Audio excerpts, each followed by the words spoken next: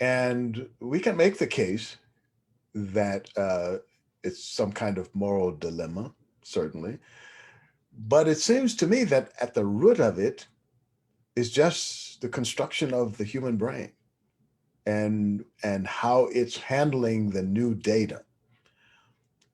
Until rather recently in human history, most people didn't know anybody outside of their village, maybe in the next village, but most of the time just in your village. The whole idea, for example, is of a passport. It basically was like you stay in your town, and then in order for you to move any place, some other higher power had to give you some kind of pass that you could go from one village to the next village. That way you could sort of keep dividing and conquer and keep people in the dark. That was a good method. But even before that, people's fears, you know, they didn't have street lights. So people didn't even go out so much after dark. You couldn't see anything. There were all kinds of, there be dragons kind of, of things in the mind. The boogeyman was always out there. And certainly, as he pointed out, the next village, they could be an enemy. They're the ones that when food often got scarce, and if you had food, it was, it could be, you could be a target, you know, and not only that, mates also, because after you had married your second cousin, there was only the first cousin left. I mean, for the next generation, now you had to go find mates, and people didn't have a lot of interpersonal skills. And so, okay, well, let's just go take some, you know. Uh, so there was a lot of really, the way the human brain has been operating for a long time, and it's not just the construction of the brain, but just by habit, how people got it done is quite different than now. Quite different.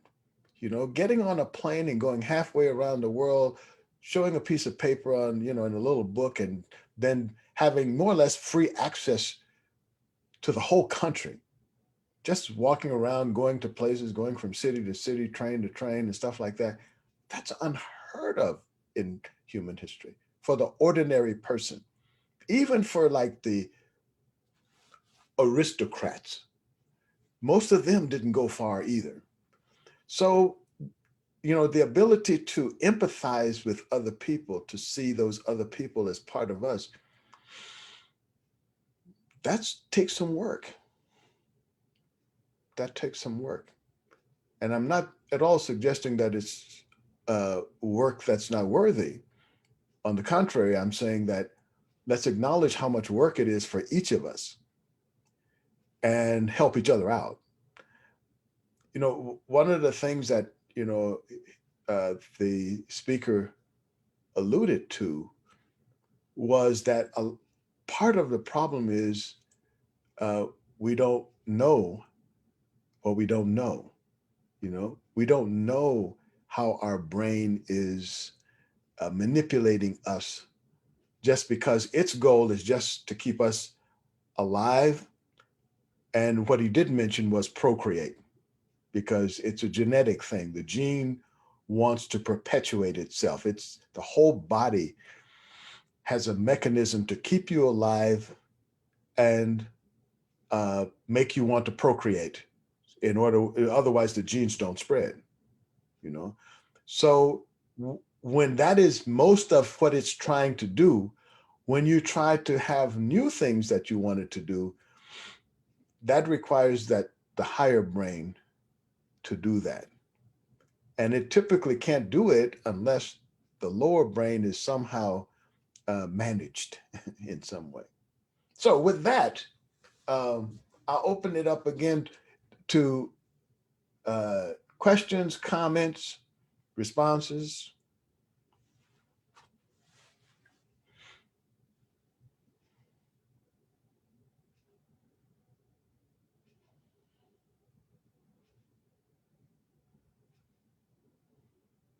Did it freeze your brain? I'm sorry I wasn't able to be here earlier. Can you tell me or link me to the video that you were showing? The Oh, I think so. Um, I'll put it in the chat. yeah, thank, put it in the chat. Put the link in the chat. thanks, Ryan. And if somehow it doesn't work out, just let me know, Betty, and I'll email you the link. Thank you. You know. Anyone else?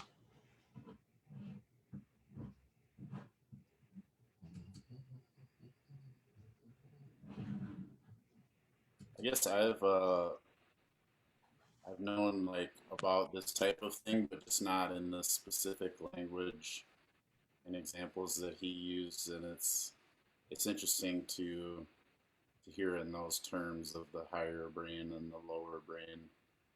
And I think people sometimes get into the most interpersonal problems when they use the emotional part of their brain.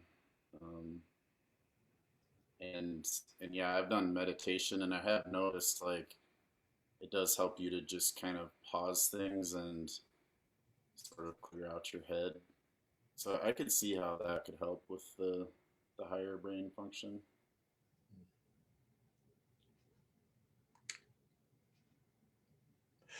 One of the other people that I have uh, paid attention to on this subject is Dan Ariely, and Dan Ariely is a behavioral economist, and the field of behavioral economy basically is at odds with the standard economic model that postulates or put forth the idea of the rational man, and that people make decisions based on what is best for them.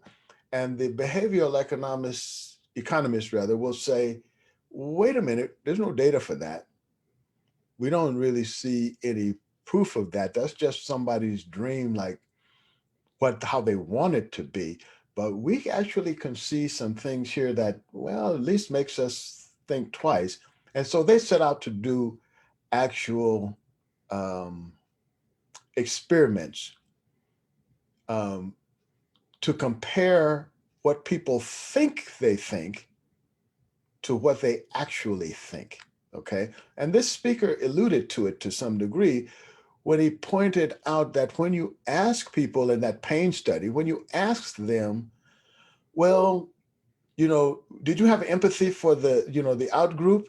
And their brain says yes, because they think they're supposed to say yes. And they believe that it's yes. But the actual fact is, no, they had to manufacture that. They didn't have to manufacture. It took no effort for them to to empathize with the in group. They just empathize with the in group because it's a pattern that the brain set up. Now, the odd thing is if you restructure what people think the in group is, then they will start to feel empathy for the in group of what used to be the out group, but now is their in group. It's one of the reasons I have a real issue with dividing people into races, no matter how noble some people think it has to be, because we've always thought about it and we need our identity.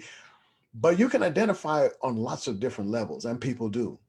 And once they get used to you being part of their in group, they respond to you in the same way that they didn't before. So, uh, the guy Dan Ariely and his work, one of the lectures that he gives is about Dr. Jekyll and Mr. Hyde, and he proposes that in each of us there is this simulation between Dr. Jekyll and Mr. Hyde, this kind of war that's going on between the two. And one, Mr. Hyde is the kind of lower brain, and Dr. Jekyll is this is the more higher brain. Okay. And one of the things that he points out is that the Dr. Jekyll, uh, well, I'll put it this way. Mr. Hyde doesn't care what he does because he knows he's never going to be punished for it. Dr. Jekyll will be punished for it, right? So things that people think that they won't do, even crimes, they will swear that they won't do because in the cold state, as he puts it, in the cold state where when our rational brain is in charge, we think we won't do all kinds of things, you know? But once the emotional state takes over, it more or less paralyzes it has the ability to paralyze the rational brain, the higher brain. The result is that people will swear that they won't do anything. They will swear that they won't steal anything. But given the right motivations, they will. They will swear that they won't do certain, let's say, sexual crimes, which he did a nice piece on that because he did actual experiments. But under the right circumstances, their whole sense of what is sexually moral and immoral changes. You know, people will say, "Well, I could never kill somebody," but you can tweak them enough until they do, and the moment they do, they're sorry for it. They feel horrible about it. Sometimes they even kill themselves because they feel so bad about it. But at the moment before they did it, Mr. Hyde was in charge. And then right after that, Mr. Hyde goes back and submerges, and then Dr. Jekyll is left for the punishment. Right. So that creates some interesting dilemmas for us. But I think the bigger dilemma is if we pretend like it doesn't, those dilemmas don't exist.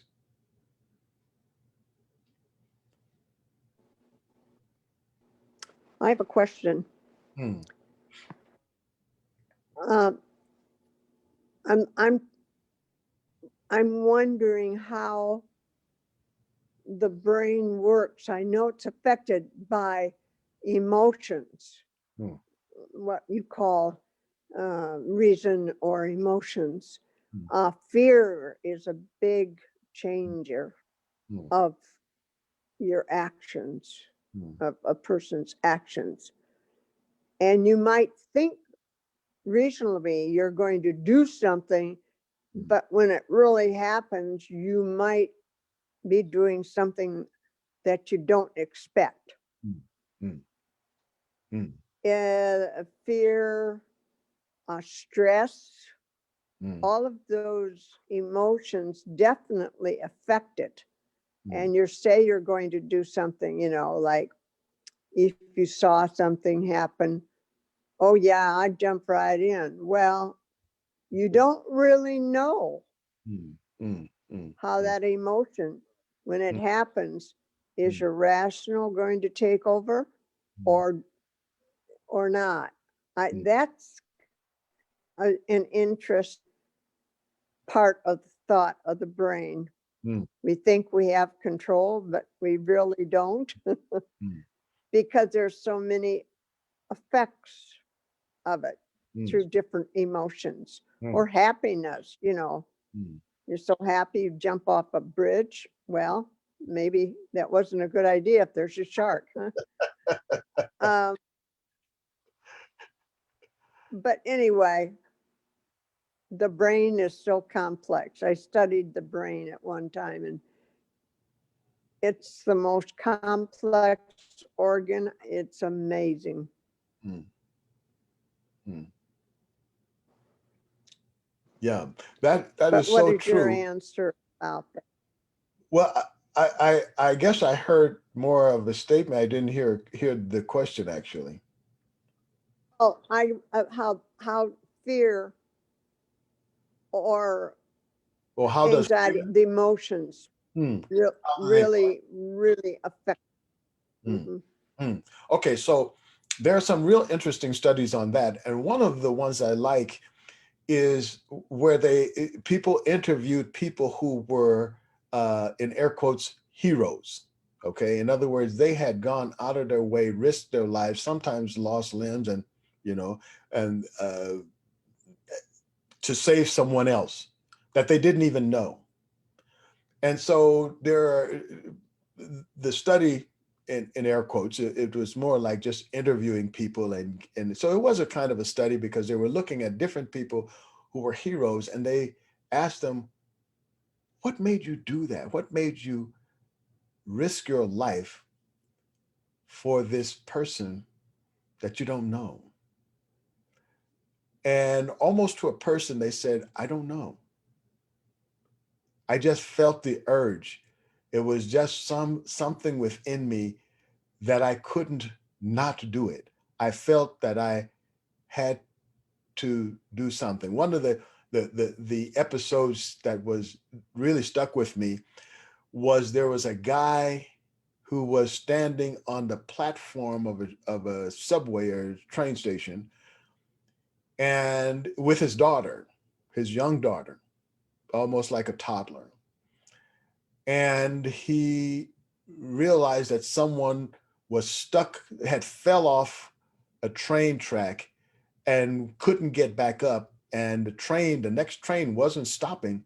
They're going all the way through. And they wouldn't see him until it was too late. And he jumped off the rail, off the platform, and helped this guy to safety and saved his life and just barely got away with his own life. And they asked him, well, what made you do that? You left your daughter to help this guy, right? And he said, I don't know. I just felt that I had to do it. And later he rationalized that, well, somebody helped me once or something like that. But at that moment, he didn't process all of that. He processed all of that after the fact. So, uh, how do how do we see like what the brain will do? As you suggested, we don't really know.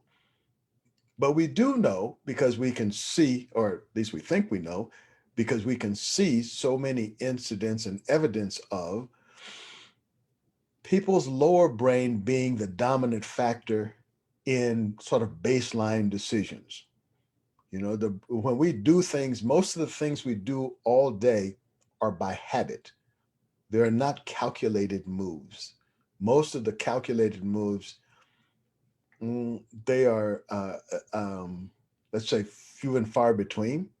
And even within the calculated moves, most of the things we do is by rote. If you're playing piano, one of the things you'll notice is that when you first play a piece, you have to be conscious of it. But by the time you get to the concert hall, you're pretty much unconscious of that piece in terms of looking at the music and processing, all the pianissimos, fortissimos, and all of that, because the brain can't do that in a performance. It can study it, but it's really hard for it to just do by rote. After some time, you manage to be faster. What happened? What happened to the sound? Oh, okay. But at any rate, we don't really know how we will react to the lower brain. We call it sometimes the reptilian brain. So yeah, fear is one of those things that will control us, and it's a wild card. Sometimes we'll do heroic things, and sometimes we will do cowardly things. But it all goes back to the cowardliness is basically the brain says, look, yeah, all of those higher things that you're thinking about, patriotism and all of that, and that's okay, but actually we're just trying to keep you alive. So run, or fight. But it's always, like even in battle, people say, the guy somebody will practice, killing over and over again and imagining. They get on the battlefield and freeze. Their brain just stops, doesn't know what to do. Right? Even after all of that practice of killing without real subjects, until you kill that first person, are faced with being killed, you really never know. And then after you do that, you might have thought you would feel great after killing an enemy, but your higher brain start to say, that thing you read in church, that means you're going to hell. You just killed a person. You didn't even know their name. You're not going to heaven. Now that starts to work on a person. I think all humans are caught in that trap. And that's why I guess I kind of pity my fellow humans, because I feel I'm in that trap as they are. And so that's my link to them.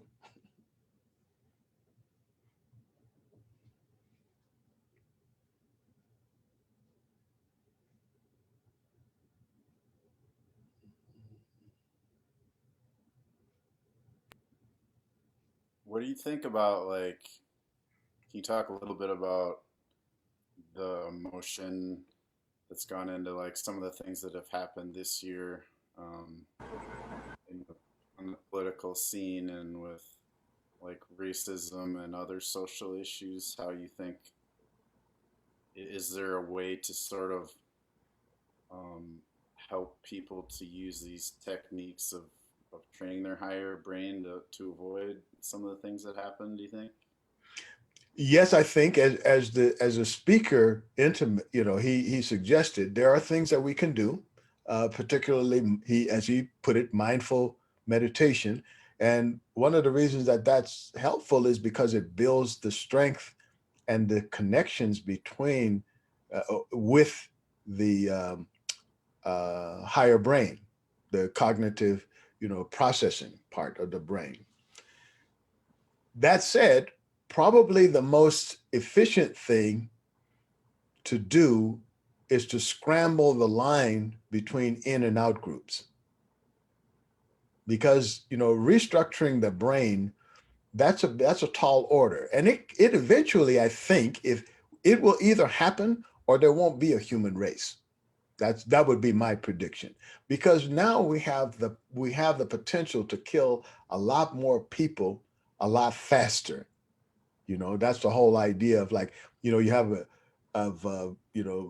right to bear arms, in the 1700s when it was a musket. And now would the founding fathers say, hey, look, you can have a high powered 50 caliber automatic gun that can drill a hole in a truck engine block. One single round can put that out. Nothing that you can wear is going to stop that. Even if you had a bullet vest, when it hits you, the impact would crush your chest, and you would be dead, even if it didn't penetrate, and it will, So I don't think they had that in mind. So and just like poisons and biological warfare, those are all arms, right? So the what you can do, I don't think you can legislate it per se, but I think you can scramble the lines. And when I say scramble the lines, it means create um, relationships over these imaginary lines that we define as in groups and out groups now. And we have the ability to do that more than we've ever had, that I can see in history. And you have people who are doing it. You look at the Palestinian-Israeli conflicts, and despite as crazy as that situation is, you still have people who not only create relationships, they intermarry. They have family on both sides of the line, and they're still creating family on both sides of the line. So I think the solution really is to scramble the lines, to make it not so hard of like you're on this side or this side. to reach across those lines and to create relationships based on something else, because the line, it has to be more than color coding, because even that's weak, because there aren't like black people and white people. There are some people with more or less melanin. That's it, and all gradations. You know, the only people don't have any melanin are serious albinos. The extreme albinos, and they have a shallow gene pool. So even though we care about them as human beings, as far as like black and white, this has nothing to do, by the way, with what we think of as race. If you're an albino, you're just an albino, and you look the same pretty much as any albino from any of what we think is a race. You still look like an albino. They're their own group, you know. So it's not about color coding. So I think that is our potential solution, as far as I can see, is creating bonds by creating ways for people to do things and feeling connected on something other than what kind of football jersey you wear, i.e. your skin, or something like that. Lauren, do you know, is there any data on the relationship between the lower and higher brain changes over age? Because I think of myself, I would have reacted differently when I was a teenager than maybe when I was 30 and now and stuff. I didn't know if there was any data showing that relationship changes between considering your age. I think it does, Deb. I think it does make a difference about your age. And the difference is as the brain makes, well, let's say I think it can, okay? So you've heard probably that practice makes perfect. Well, a more accurate thing is practice makes permanent. The more you do a thing and do it the same way, the more the brain hardwires how it thinks you need to do something and how you need to think.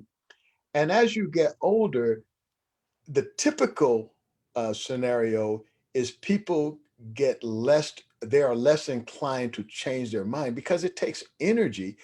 And every time you do something outside of the pattern, the brain sees it as risk or threat because you don't really see, you're not real sure about the outcome. You're not really when you think either, but you feel like I made this cake this way all the time. Grandma made it, mama made it, I'm making it this way. This is the way you make cakes, right? When you are a teenager, you have almost an obligation to do it different, because, hey, I'm a teenager. I got to figure my own way. I got to think my own thing. I mean, as a rule, there are certainly exceptions, but as a rule, we're trying to remake our world because basically and neurophysically, the brain is breaking down at about puberty and it starts to build itself up through adolescence and rewire and stuff like that. And in that process, we're remaking ourselves. And so when we start remaking ourselves, we want to do it our way. But typically what happens is we become more like our parents than we would like to think, because we had this, we had a certain pattern set up. And then as we get older, we do something, we feel more and more comfortable doing it that way, then that gets more hardwired. That gets more. So can it change? Absolutely. People used to say, oh, old people can't learn languages. Well, now they know that is really not true at all. You might have to go about it a little bit different, but if you're willing to do an immersion course, if you ever had the ability to have language ability, you probably are going to still have that. You know, if you can hear. Now, sometimes hearing is a very important part of learning to speak a language. And as we get older, our hearing is not as accurate, and the way the brain process hearing is not as precise as it was when we were younger. Those are physical changes. That said, if you get down to just learning the patterns of the languages and stuff like that, all things equal, like no disease or something like that, or cognitive diminishment, you can learn lots of new things. You can make new friends. People will think, oh, all my friends are dying, I can't have any friends, I'm so lonely. You can't make new friends. And it's probably no more scary than when you were the new kid in high school. But after you've been with the same people and you've stopped doing that new friend thing, then that can be a little bit scary. So we don't do it, but we can.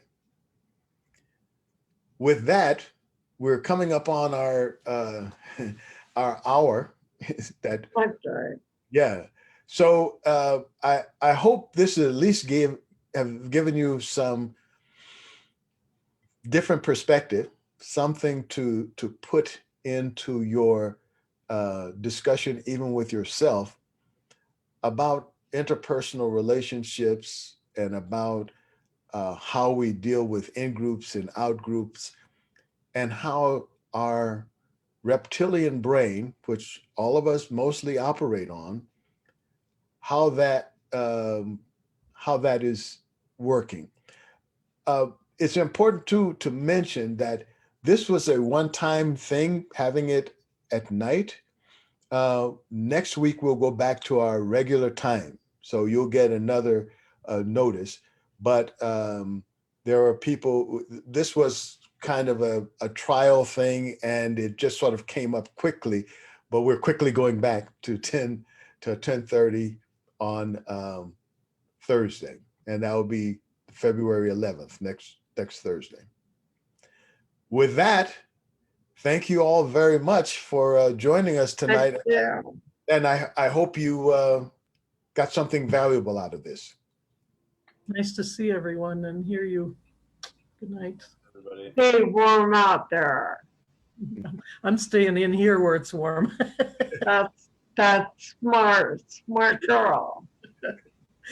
Yeah. All right. Bye, everybody. Bye-bye.